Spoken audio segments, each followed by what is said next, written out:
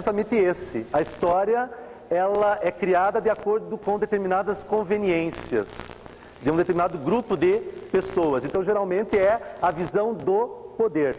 O melhor exemplo que eu sempre passo para os alunos em sala de aula é a questão do Duque de Caxias, né? Como que é visto o Duque de Caxias aqui no Brasil, né? É o patrono do Exército Brasileiro, é uma figura importantíssima, né? Uma pessoa de respeito. Agora, se nós formos lá no Paraguai, né, e perguntarmos para os paraguaios qual a visão que eles têm do Duque de Caxias, é uma visão realmente de uma pessoa extremamente cruel, que colocava inclusive mulheres e crianças à frente da batalha para serem assassinados, certo? Então, a história constrói seus ídolos de acordo com determinados interesses.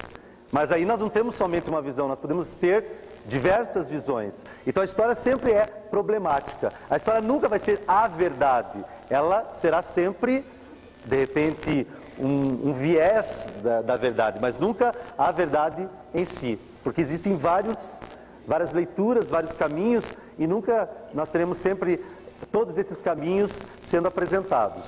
Então a palavra literatura geralmente está relacionada com a palavra, né? Vamos ser redundantes, mas a palavra sempre assumindo um valor estético, e aí que a literatura se diferencia da própria história. Mas é lógico que nos textos literários eu posso ter certas descrições, eu posso ter certas observações que muitas vezes são mais precisas do que a própria história. Ou seja, a literatura consegue contar muito mais da história do que a própria história muitas vezes, certo?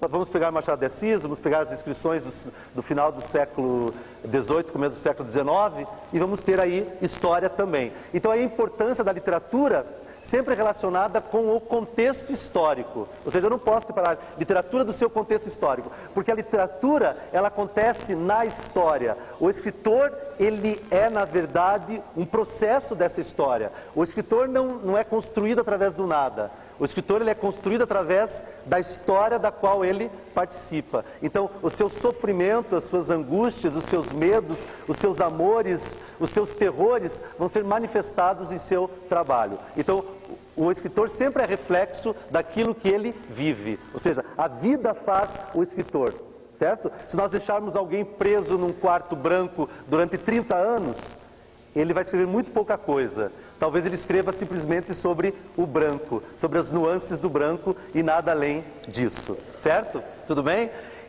Ainda estamos na palavra literatura, e essa palavra ainda continua sendo problemática. Porque agora eu gostaria de fazer uma relação da palavra literatura com a palavra objeto da literatura.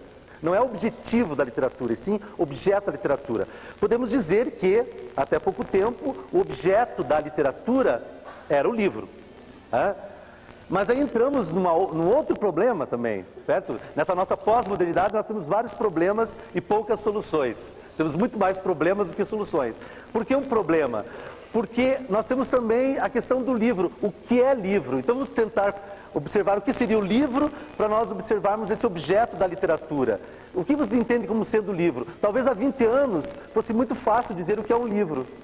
Era só mostrar algumas folhas, né, com textos, isso aqui é um livro. Todos concordam? Todos concordam, ninguém vai dizer que não é um livro.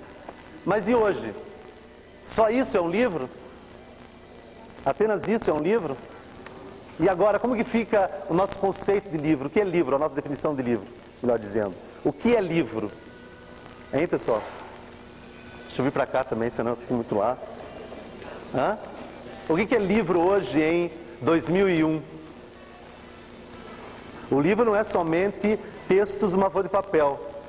O CD-ROM também é um livro? Também é um livro. Eu posso considerar o site da internet um livro?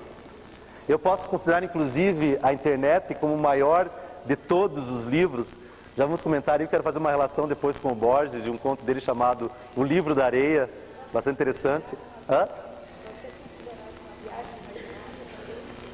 Sim, o livro sempre é uma viagem, né? Eu acho que quando você viaja, você realmente está assumindo o seu papel de leitor e está realizando aquilo que o escritor gostaria, fazer com que o leitor viaje. Nós vamos entrar nessa questão da viagem do leitor aí mais à frente, senão nós misturamos tudo e ficamos, de repente, meio presos.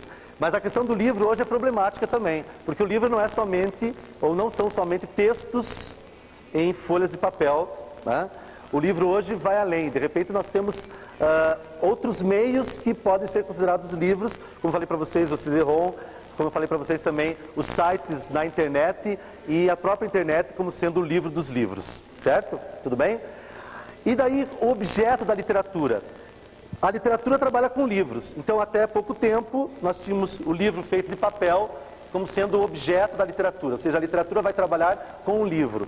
Não com qualquer livro, ou de repente com qualquer livro sim, porque de repente hoje nós também temos a divisão da literatura em alta literatura e baixa literatura, né? Machado de Assis é alta literatura, Paulo Coelho é baixa literatura. Isso é lógico sempre de acordo com uma crítica literária. Talvez daqui 500 anos Machado de Assis não seja mais alta literatura, o pessoal acha, não, agora Paulo Coelho vai ser alta literatura. Não existe uma verdade absoluta, as verdades elas vão mudando. William Shakespeare permanece até hoje entre nós, por quê? Porque o texto dele, por mais difícil que seja, ou seja, nós temos uma prosa poética, muitas vezes complicada, extremamente metafórica. Mas por que William Shakespeare está até hoje entre nós? Porque ele tinha algo a dizer. Certo? Ele tinha algo a dizer à humanidade. Ele trabalhou sempre com os sentimentos mais básicos da humanidade. Amor, desespero, ódio, traição. Esses sentimentos continuam hoje e vão continuar pelos séculos que virão enquanto o ser humano for um ser humano. Ou seja, o ser humano ama, odeia, trai, mente e também tem, é lógico, além das coisas ruins, tem coisas positivas também. Mas ele sempre trabalhou com esses sentimentos básicos. Então, a literatura dele permanece e talvez permaneça pelos próximos séculos que virão. Certo? Tudo bem? Então, nós estamos ainda no objeto da literatura. Estamos no livro. Mas agora, o livro não é somente o livro. Certo? O livro não é somente feito de papel. O livro vai além do papel. Então, o objeto da literatura também vai além do papel. Antigamente, os críticos literários trabalhavam só com a crítica do texto, a crítica dos livros, a crítica dos romances e da poesia em si, certo? E hoje, a crítica literária vai além. Hoje, a crítica literária vai trabalhar com vídeo. Nós vamos ver alguma coisa do Arnaldo Antunes, vocês conhecem o trabalho dele chamado Nome? Um vídeo de mais ou menos 90 minutos, não se preocupe, nós vamos passar bem menos do que isso para vocês, mas é um vídeo extremamente interessante e a crítica literária vai trabalhar então agora também, porque é aquilo que a gente pode chamar de vídeo poesia ou vídeo poema, ou seja, eu não tenho mais somente o texto no papel, eu tenho imagem, eu tenho som, eu tenho movimento, eu tenho vídeo enquanto material literário, certo? A crítica literária não fica somente aí, vai além, vai para onde? Vai trabalhar também com cinema. Ou seja, existe uma relação entre cinema e literatura. Tudo bem que o cinema tem uma outra linguagem. Eu tenho a linguagem literária, eu tenho a linguagem do cinema. Mas, de certo modo, elas se interrelacionam. E o crítico literário também vai, muitas vezes, trabalhar com a crítica do cinema e usando como base para tudo isso a filosofia pós-moderna. Certo? A filosofia do século XX vai ser toda respaldada para trabalharmos com a crítica da literatura, certo? Então o objeto da literatura não é somente o livro impresso, é também o livro nas suas mais novas versões, dentro daquilo que a gente chama de pós-modernidade, dentro daquilo que a gente chama de tecnologia. Aí entra o computador, não temos como nos livrar dele mais, né? E daí eu coloquei a palavra intertextualidade. O que vocês entendem como sendo intertextualidade? Ir além do texto. Muito bem. E aqui faltou nós observarmos ainda a palavra texto, certo? Mas se o livro não é mais o livro, o texto também não é mais simplesmente aquele texto como nós estamos acostumados a ver. O texto não é somente palavras numa folha de papel. O que é texto, afinal? Se nós formos ampliar bem a nossa interpretação de texto, o que é texto? Antes de nós retomarmos lá a intertextualidade. O que é texto? E daí eu vou...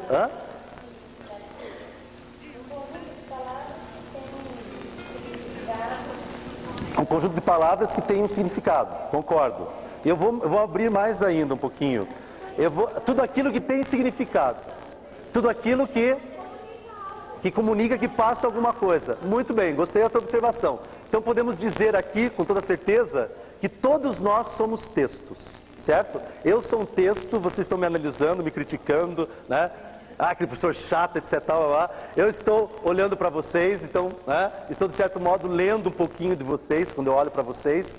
Esse prédio aqui é um texto, tudo passa a ser texto. E quando eu falo em intertextualidade, é essa relação de um texto com outros textos, certo? Que acontece precisamente na internet com mais facilidade, né? Eu entro num site, eu tenho um texto que me leva a outro, que me leva a outro, que se liga com outro, que complementa outro, certo? Então eu tenho aí uma inter-relação. A intertextualidade é essa inter-relação de textos, tudo bem? Então eu tenho um texto lá, de repente um poema. Vamos pegar até o poema do Borges, o Livro de Areia, que eu vou citar depois para vocês. E eu posso muito bem abrir um link para um desenho.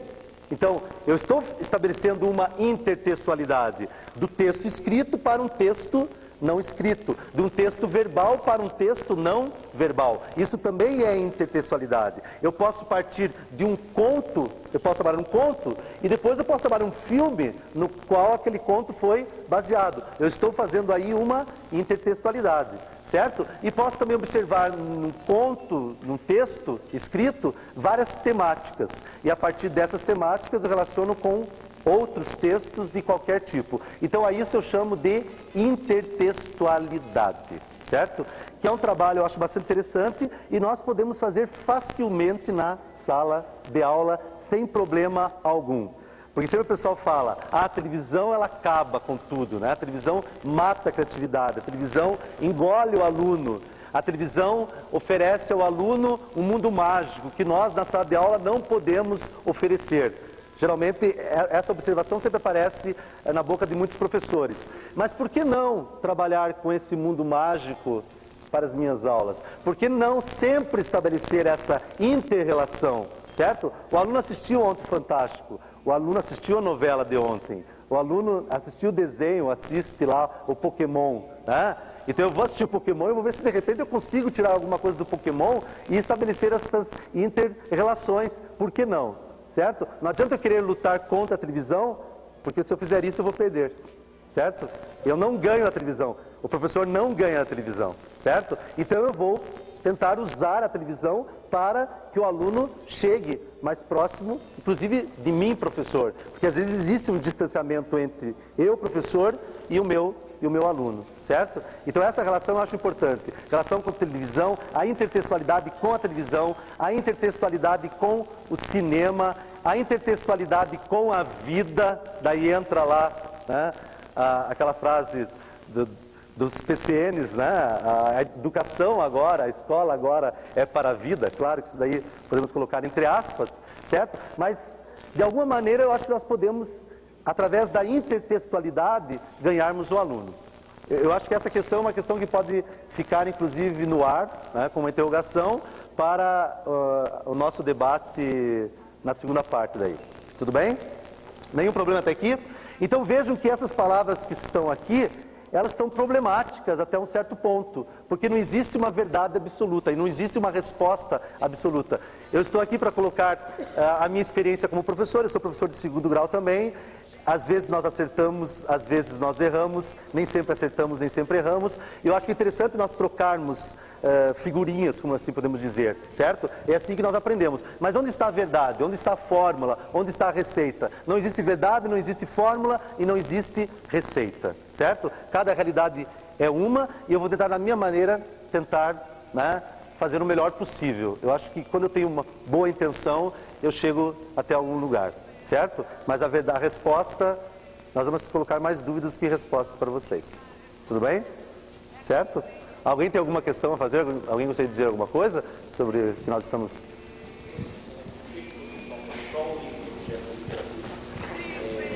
Pode ser o leitor? Sim, o leitor faz parte desse processo, né? Inclusive, eu não ia entrar já, mas nós temos aquela relação do tradicional lá, que entra inclusive no que a gente chama de dialogismo de Bakhtin, né? Porque o esquema que vocês têm nos livros didáticos, até recentemente, qual é? É emissor, mensagem e receptor, não é isso?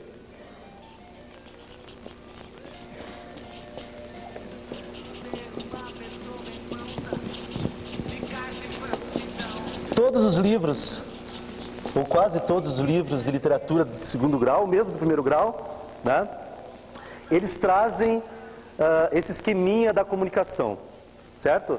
Emissor, mensagem e receptor, certo? E será que as coisas funcionam sempre assim? Ou será que alguma vez as coisas foram assim na comunicação? Eu entro no Dialogismo do Bakhtin, um pensador do século XIX, e ele diz o seguinte: o emissor nunca é só ele, assim como o receptor nunca é só ele. Assim como aquela expressão, eu estou usando as minhas palavras, é uma expressão extremamente falha, porque as minhas palavras nunca são somente minhas, as minhas palavras já foram ditas por outros, as minhas concepções já foram ditas e eu apenas pincelei, captei, recortei e assimilei aquilo que eu achava que era mais interessante. Certo? Então o ser humano, ele nunca está sozinho nos conceitos, nas suas análises de vida, nas suas concepções. O ser humano sempre se baseia em outros seres humanos. Então eu posso dizer que não existe apenas um emissor. Se eu estou falando aqui, a minha fala não é somente minha, certo? Ela vem de outras falas. Então agora eu estou citando Bakhtin, que eu acho interessante. Então a minha fala vem de Bakhtin também, e vem de outros, certo? Vem de milhares e milhares. Então o emissor nunca é somente ele. Ele está carregado de outros emissores. Por isso que a sua mensagem jamais é simplesmente a sua mensagem, porque ela está carregada também de outras mensagens. Assim como a minha verdade nunca é somente a minha verdade, ela está carregada de outras verdades, assim como a minha mentira não é somente a minha mentira, ela está carregada de outras mentiras, com certeza, certo? Então o emissor nunca é somente um, o emissor é vários, certo? Ele se divide em vários, ele capta o mundo. E a mesma coisa acontece com o receptor. Tudo bem, ele está recebendo aquela imagem do emissor, certo? Mas o receptor aqui, ele também tem influência de outros, certo? Então ele nunca é somente um. Então se nós vamos observar esse esqueminha da comunicação que eles colocam sempre nos livros didáticos do segundo grau, esse